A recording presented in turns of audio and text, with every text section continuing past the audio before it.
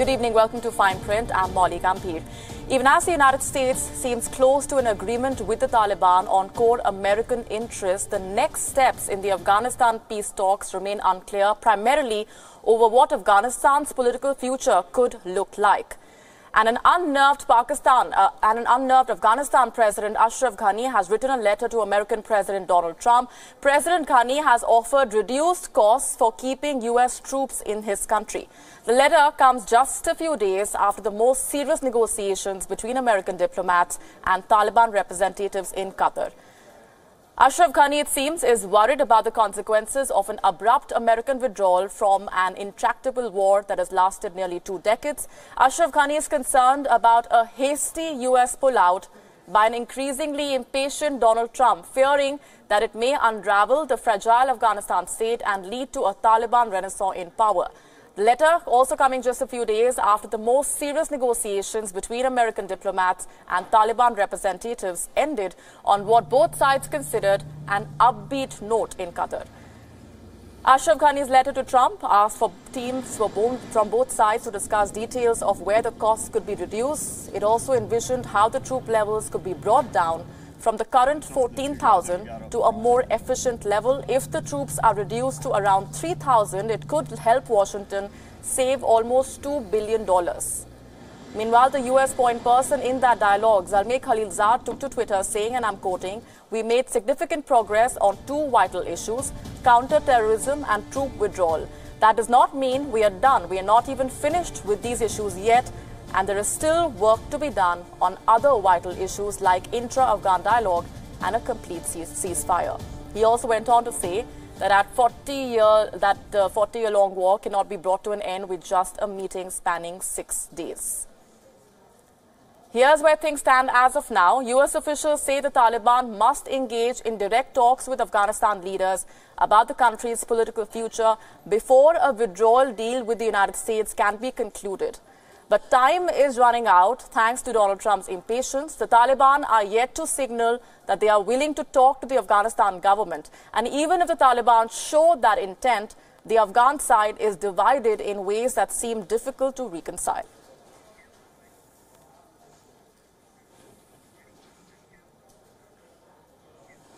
And joining us on the broadcast this evening is Michael Kuverman, Senior Associate for South Asia. Let's begin by asking you for your reaction to what Ashraf Ghani has proposed in that letter addressed to U.S. President Donald Trump. There are many in the Afghan political circles who look at Ghani as an obstacle to peace.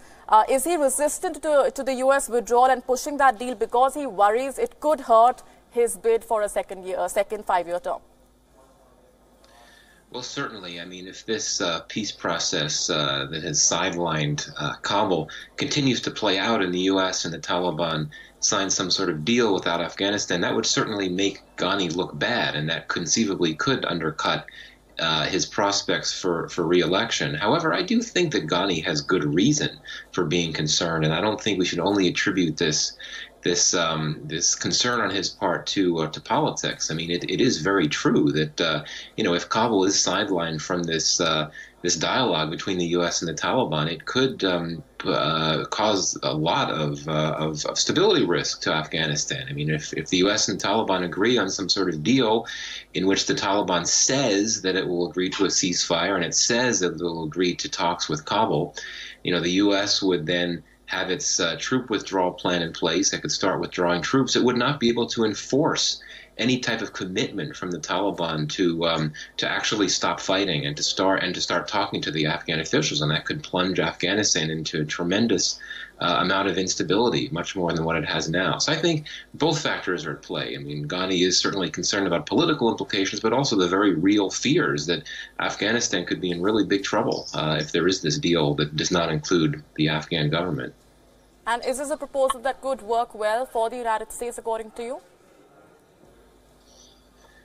Well, I mean, from the perspective of the Trump administration, particularly Trump himself, the U.S. government wants to get a deal and it wants one fast so that it can get out. Trump clearly wants to get out of Afghanistan, and he wants to have a deal, any type of deal, to give him the cover to initiate a troop withdrawal from Afghanistan. So in that sense, if this framework agreement that the U.S. now has with the Taliban becomes a full-fledged deal, then that would be good for the United States, unless the deal were to fall apart. And let's face it, if there's a deal between the U.S. and the Taliban, and the U.S. starts withdrawing troops, and then the Taliban decides not to hold up its end of the bargain, and it decides to start fighting, and it doesn't talk to Kabul, that would be a pretty major defeat, strategic defeat for the United States. It would make the United States look bad.